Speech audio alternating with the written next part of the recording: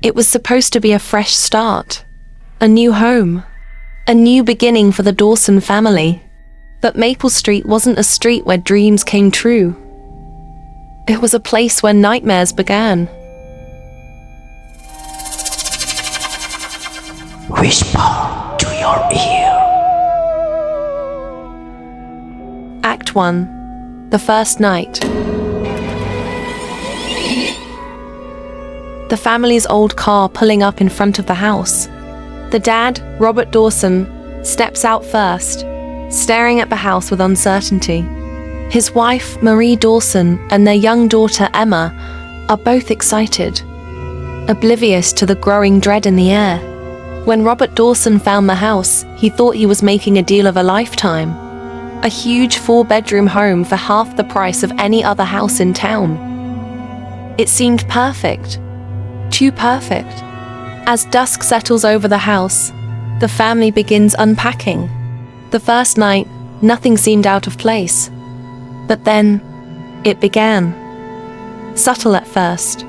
Small noises, whispers, like a child's voice, muffled and distant. Marie brushed it off, telling herself it was just the house settling. But Robert, he couldn't shake the feeling something was wrong. Marie is seen in the living room, looking puzzled at a door that creaks open on its own. She calls for Robert, but as soon as he approaches, it stops. Robert and Marie laughed it off, but deep down, they knew there was something here, something that didn't want them. Act 2. The unseen entity. Emma. She was the first to see it. The thing that lived in the walls. The shadows that crept across the attic. It wasn't just the house being haunted. It was a gateway. Emma runs downstairs, her face pale. Robert tries to reassure her. But then, there's a sudden deafening bang from upstairs. The family races up, but everything is still. Just another false alarm? Or something more sinister? But the strange things weren't confined to the house. It was as if something was watching them. Outside. In the trees. In the street. Something had opened a door. And it wasn't just ghosts that were coming through. Act 3. The investigation. Robert begins to dig into the house's history. He uncovers old records of previous tenants, each one leaving in haste. Some vanished without a trace. Others were driven mad, claiming to hear voices in the walls. The family, desperate for answers, contacts a local historian, Beatrice Hawthorne. Beatrice, an older woman with a sharp gaze, begins to explain the house's dark past. The house on Maple Street wasn't just a home. It was a portal, built centuries ago on land that had once been cursed. Its walls were never meant to hold anyone. And the thing that watched from the other side, it had been waiting, patiently. Here, Beatrice reveals that the house was originally constructed by an occultist who believed he could summon something beyond the grave, something that thrived on fear. The house itself had become a vessel, anchoring the entity to this dimension.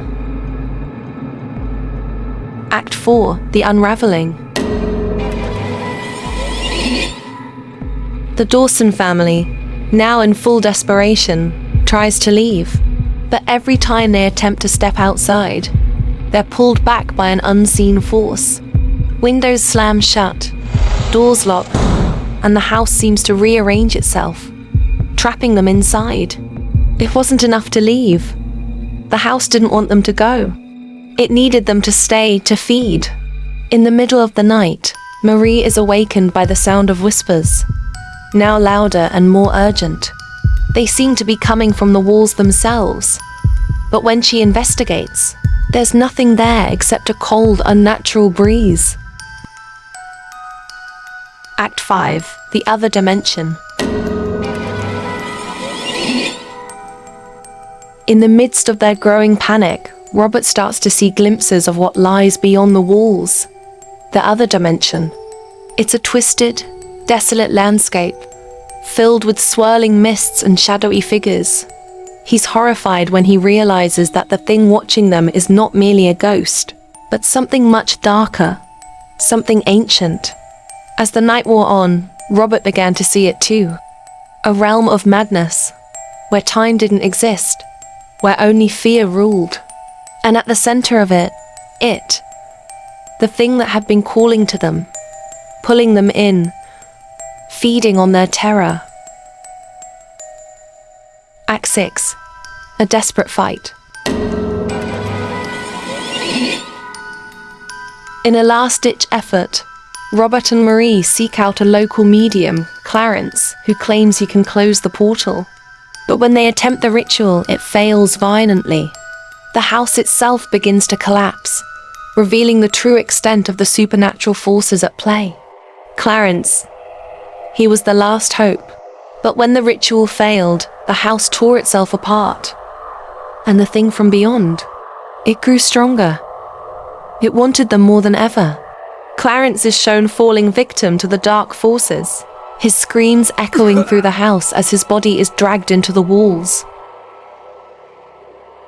Act 7. The final escape. In the final moments, the family makes a desperate break for it. Robert, Marie, and Emma run through the house, now fully alive with twisted energy.